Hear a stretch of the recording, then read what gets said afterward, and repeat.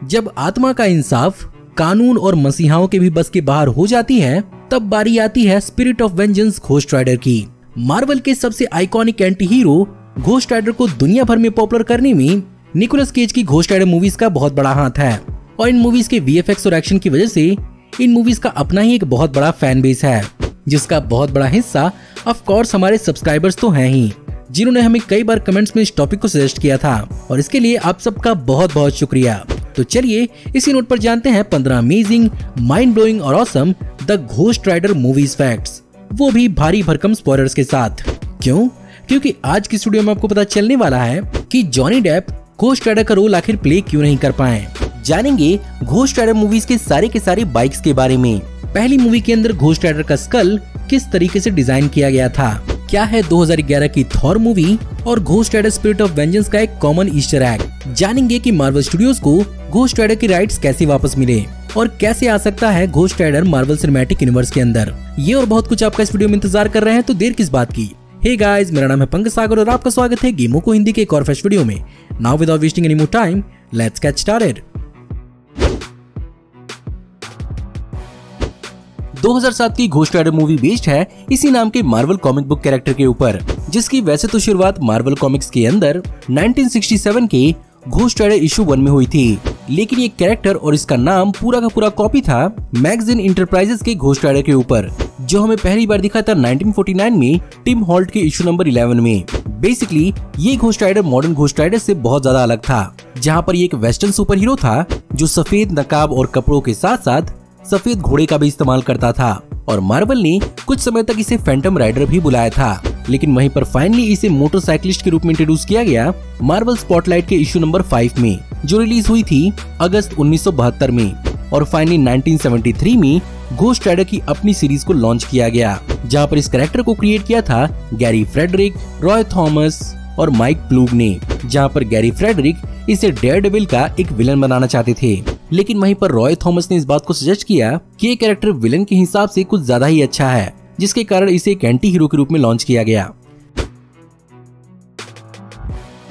Ghost Rider की movie के बनने की शुरुआत अर्ली 90s के जमाने में ही चालू हो गई थी, जहां पर 1997 में प्रोड्यूसर गेल एन हर्ड ने इस मूवी को बनाने की जिम्मेदारी उठाई थी, और साल 2000 तक इसकी एक फुल फ्लेज स्क्रिप्ट को स्क्रीन राइटर डेविड एस गॉयर ने तैयार कर दिया था, जहां पर 2001 में $75 मिलियन के साथ इस पर काम चालू किया जाना था। लेकिन इस मूवी के उस समय असाइन डायरेक्टर स्टीफन नॉरिंगटन अपनी दूसरी मूवी टिकटॉक पर काम करने चले गए, और इसी के कारण फाइनली इस मूवी की जिम्मेदारी को सोनी की कोलंबिया पिक्चर्स ने उठाया, और स्पाइडरमैन की सक्सेस के बाद 2007 में इस मूवी को रिलीज किया गया।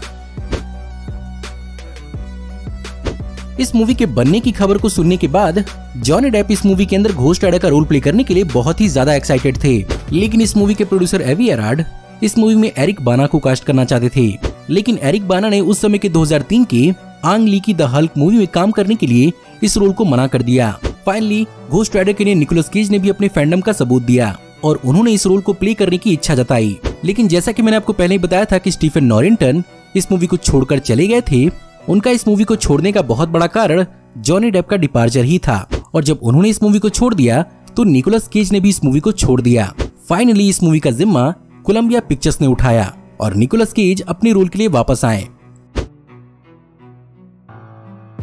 वैसे तो ये बात बहुत अच्छी होती है कि जब एक्टर्स को उनका मनपसंद कैरेक्टर प्ले करने का मौका मिलता है, लेकिन यहाँ पर निकोलस केज की फैंडम ही इस मूवी के लिए एक बहुत बड़ा प्रॉब्लम बन गई थी। और यहाँ पर निकोलस केज घोस्ट राइडर के इतने बड़े फैन हैं कि उनके लेफ्ट हाथ के बाइसेप पर घोस्ट राइडर का एक बहुत बड़ा परमानेंट टैटू है, जिसे उन्होंने मूवी के बनने से कई सालों पहले ही करवाया था। एंड ऑफ कोर्स मूवी के अंदर जॉनी ब्लेज के शरीर पर ऑलरेडी एक घोस्ट राइडर का टैटू कहीं से भी सेंस नहीं बनाता, और इसी के कारण मूवी के अंदर इस टैटू को छुपाने के लिए हैवी मेकअप, प्रोस्थेटिक्स और सीजीआई का इस्तेमाल किया गया है।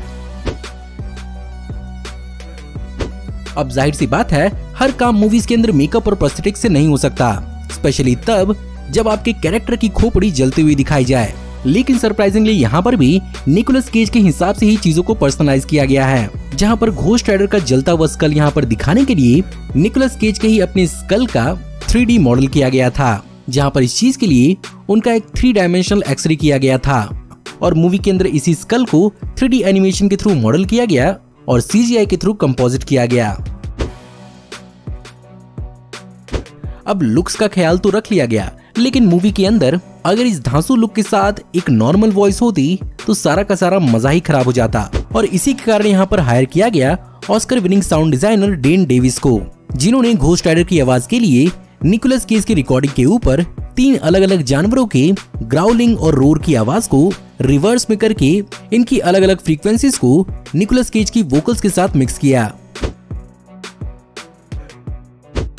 अब जाहिर सी बात है, एक्टर्स जिस भी कैरेक्टर्स को प्ले करते हैं उसे किसी न किसी पर्सनालिटी या किसी इंसान पर मॉडल करते हैं या उनसे इंस्पिरेशन लेते हैं। लेकिन यहाँ पर घोस्ट राइडर के इंस्पिरेशन का कारण निकोलस केज के लिए कोई इंसान नहीं था, बल्कि उनका पेट स्नेक शीबा था, जो बेसिकली उन्हें बहुत ज्यादा भाव नहीं डालता और उनके हिसाब से उसका बिहेवियर बहुत ज्यादा अनसर्टेन होता है। और इसी अनसर्टेनिटी को उन्होंने घोस्ट राइडर के कैरेक्टर के लिए मॉडल किया। अब चलिए बात करते हैं घोस्ट राइडर की राइड यानी मोटर बाइक्स के बारे में। पहली मूवी के अंदर निकोलस केज के जॉनी ब्लेज ने 3 मोटरसाइकिल चलाई हैं, जिनमें मेनली स्टंट्स के लिए यहाँ पर 1999 की बुएल X1 लाइटनिंग का इस्तेमाल किया गया है, जिसे मूवी के लिए एक फ्लेम लुक दिया गया था। वहीं पर जॉनी जिस पर्सनल चॉपर का इस्तेमाल करता है, ये एक कस्टम हार्ड-टेल चॉपर बाइक थी, जिसे सेट पर ग्रेस बुलाया जाता था। और जब घोस्ट राइडर का समय आता था, ग्रेस चेंज होती थी हेल साइकिल में। और यहाँ पर हो सकता है कि आपको यकीन ना हो, पर यहाँ पर ये बाइक भी बहुत हद तक ओरिजिनल थी, जो आगे से लेकर पीछे तक 11 फीट लंबी और 500 पाउंड यानी 226 किलोग्राम वजनी थी। इस कस्टम बाइक को $3 लाख में ऑस्ट्रेलिया में बनवाया गया था, जहाँ पर इसके अंदर हार्ले डेविडसन की 2 सिलेंडर वाली V-twin इंजन लगी थी। वहीं पर सेकंड मूवी को बाइक्स के मामले में थोड़ा बेसिक रखा गया और यहाँ पर बेसिकली यामाहा VMAX बाइक का इस्तेमाल किया गया है, जिसे हेल्थ साइकिल में बदलने के लिए स्लाइटली बर्न्ट लुक दिया गया था। इनिशियली इसकी सेकंड मूवी को यानी Ghost Rider Spirit of Vengeance को एक R-रेटेड मूवी बनाने का फैसला किया गया था, लेकिन पहली मूवी की खराब क्रिटिकल परफॉर्मेंस और प्रोडक्शन में डिलेज के चलते सोनी को इसके राइट्स का खोने का डर लग रहा था, जिसके कारण इस कैरेक्टर के राइट्स को बचाने के लिए सोनी ने इसे PG-13 रेटिंग दी। लेकिन अनफॉर्चुनेटली सेकंड मूवी के लिए ये रेटिंग कहीं से भी हेल्पफुल साबित नहीं हो पाई। Ghost Rider Spirit of Vengeance में और थॉर की पहली मूवी में एक चीज बहुत कॉमन है, और वो है इद्रिस एल्बा, जिन्होंने स्पिरिट ऑफ वेंजेंस मूवी के अंदर मोरियो का रोल प्ले किया था। लेकिन इसके अलावा भी स्पेशली इद्रिस एल्बा की आंखें आपको इन दोनों मूवीज में कॉमन लगेंगी, और उसका कारण ये है कि इद्रिस एल्बा ने इस बात को सजेस्ट किया था कि वो हाइमडाल के कॉन्टैक्ट लेंसेज को इस मूवी के लिए भी इस्तेमाल करें, जो बेसिकली इस कैरेक्टर के लुक में काम तो आएगा ही, साथ ही साथ ये थॉर मूवी का एक छोटा सा ईस्टर एग था, जो हो सकता है शायद आप में से बहुत लोगों ने नोटिस नहीं किया होगा। Ghost Rider Spirit of Vengeance के डायरेक्टर्स ब्रायन टाइलर और मार्क नेवल्डाइन में से मार्क नेवल्डाइन ने इस मूवी के अंदर एक अलग ही प्रकार का कैमरा टेक्निक इस्तेमाल किया है, जिसे उन्होंने डेयर डेविल कैमरा वर्क नाम दिया था। एंड बिलीव मी, उन्होंने ये नाम उसे ऐसे ही नहीं दिया था, उन्होंने लिटरली डेयर डेविल वाला काम किया था, जहाँ पर वो निकोलस केज के बाइक राइड्स के कई शॉट्स में रोलर स्केट्स पहनकर निकोलस केज की बाइक के पीछे पर शॉट लिया करते थे। साथ ही साथ उन्होंने कई सारे सीन्स को शूट करने के लिए हार्नेस का भी इस्तेमाल किया है। क्रिस्टोफर लैम्बर्ट, जिन्होंने सेकंड मूवी के अंदर मैथडियस का रोल निभाया था, उन्होंने सेकंड मूवी के अंदर टैटूड प्रोस्थेटिक्स फेस मास्क का इस्तेमाल किया था, जिसे अप्लाई और रिमूव करना इतना ज्यादा मुश्किल था कि उन्होंने अपनी पूरी की पूरी फिल्मिंग के दौरान ही इसे पहने रहने का फैसला किया, और वो इसी फेस मास्क के साथ अपने होटल रूम में रोज चेक इन किया करते थे। कोई भी मार्वल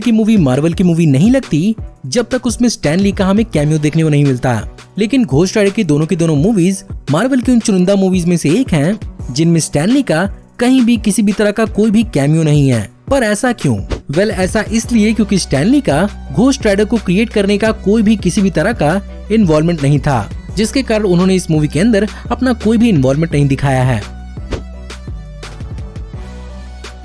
अब चलिए बात करते हैं घोस्ट राइडर मूवी सीरीज के क्रिटिकल और फाइनेंशियल परफॉर्मेंस के बारे में। अगर यहाँ पर बात करें क्रिटिकल रिस्पांस की, तो ऑनेस्टली आपको इन दोनों की दोनों मूवी से कुछ ज्यादा उम्मीद लगाने की जरूरत नहीं है, लेकिन घोस्ट राइडर कैरेक्टर और मूवी के कुछ आइकॉनिक विजुअल इफेक्ट्स की वजह से ये मूवी सीरीज लोगों के बीच में यादगार है। और अगर आपको इस मूवी के क्रिटिकल रिस्पांस का एग्जांपल चाहिए ही, तो इसकी पहली मूवी के लिए यहाँ पर निकोलस केज को golden Raspberry award for worst actor के लिए नॉमिनेट किया गया था, लेकिन मूवी के VFX और इसके टोन ने इस मूवी को बेस्ट हॉरर फिल्म के लिए सैटर्न अवार्ड में नॉमिनेशन दिलवाई। जो ऑफ कोर्स ये मूवी जीत नहीं पाई। वहीं पर अगर बात करें बॉक्स ऑफिस परफॉर्मेंस की तो पहली मूवी को 110 मिलियन डॉलर्स की बजट पर बनाया गया था, लेकिन इस मूवी ने टोटल वर्ल्ड वाइड उस समय 228 मिलियन डॉलर्स ही कमाए। वहीं पर अगर बात करें दूसरी मूवी की तो इसकी हालत पहली मूवी से भी बेकार थी, जिसने 75 मिलियन डॉलर्स की बजट पर सिर्फ और सिर्फ 110 मिलियन डॉलर्स ही वर्ल्ड वाइड कमाए और ये बेसिकली क्रिटिकल और फाइनेंशियल फ्लॉप साबित हुई। ऊपर से इसे राजी अवार्ड का वर्स्ट एक्टर और वर्स्ट सीक्वल मेड का नॉमिनेशन मिला। अब दूसरी मूवी का क्रिटिकल और फाइनेंशियल फ्लॉप साबित होना ही कारण बना इसके राइट्स को वापस मार्वल स्टूडियोज के पास जाने का, जहां पर घोस्ट राइडर 3 की भी प्लानिंग चल रही थी, लेकिन सोनी इसके राइट्स को होल्ड नहीं कर पाया और मार्वल स्टूडियोज ने इस कैरेक्टर का इस्तेमाल agents of shield TV series के अंदर गैब्रियल लूना के कैरेक्टर रॉबी रेयस के घोस्ट राइडर के रूप में किया, जहां पर रॉबी रेयस बाइक के बजाय एक कार का इस्तेमाल करता है। वैसे अगर बात करें मार्वल सिनेमैटिक यूनिवर्स में घोस्ट राइडर के इंक्लूजन की, तो ऐसे कुछ रूमर रिपोर्ट्स आ रहे हैं कि घोस्ट राइडर का कैमियो हमें doctor strange in the multiverse of madness में देखने को मिलेगा। अब देखते हैं कि मार्वल स्टूडियोज इसे इंट्रोड्यूस करने का आखिर कब तक प्लान बनाता है। सो गाइस, ये थे 15 अमेजिंग, माइंड ब्लोइंग और awesome the Ghost Rider movie facts. Honestly अगर कहूँ तो मुझे ये मूवी सिर्फ और सिर्फ घोस्ट राइडर और इसके कुछ विजुअल इफेक्ट्स की वजह से ही पसंद है और मैं उम्मीद करता हूँ कि मार्वल सिनेमैटिक यूनिवर्स इसका जल्द ही कोई न कोई अच्छा इस्तेमाल करे और क्या पता डॉक्टर स्ट्रेंज 2 में हमें इसका सचमुच कैमियो देखने को मिल जाए। खैर, जब वो होगा तब होगा। लेकिन आपको आज की वीडियो कैसी लगी? अगर आपको आज की वीडियो पसंद आई हो तो इस वीडियो को लाइक जरूर करिएगा। साथ ही साथ हमें कमेंट में जरूर बताइएगा कि आपको इस वीडियो में बताए हुए कौन कौन से फैक्ट जानकर बहुत ज्यादा हैरानी हुई। End of course Marvel Cinematic universe में आप किस एक्टर को घोस्ट राइडर का रोल प्ले करते हुए देखना चाहेंगे? मैं पर्सनली कियानू रीव्स को इस रोल को प्ले करते हुए देखना चाहूंगा। अगर आप हमारी आने वाली ऐसी ऑसम वीडियोस को देखते रहना चाहते हैं तो हमारे चैनल को सब्सक्राइब करिए, बेल वाले आइकन को दबाइए और हमारी वीडियोस को बिना मिस किए एंजॉय करते रहिए। और अगर आप चाहें तो इस वीडियो की लिंक को अपने दोस्तों और ग्रुप्स के बीच में जितना हो सके उतना शेयर करें। Thank you for watching, see you in the next video. Till then take care, good bye.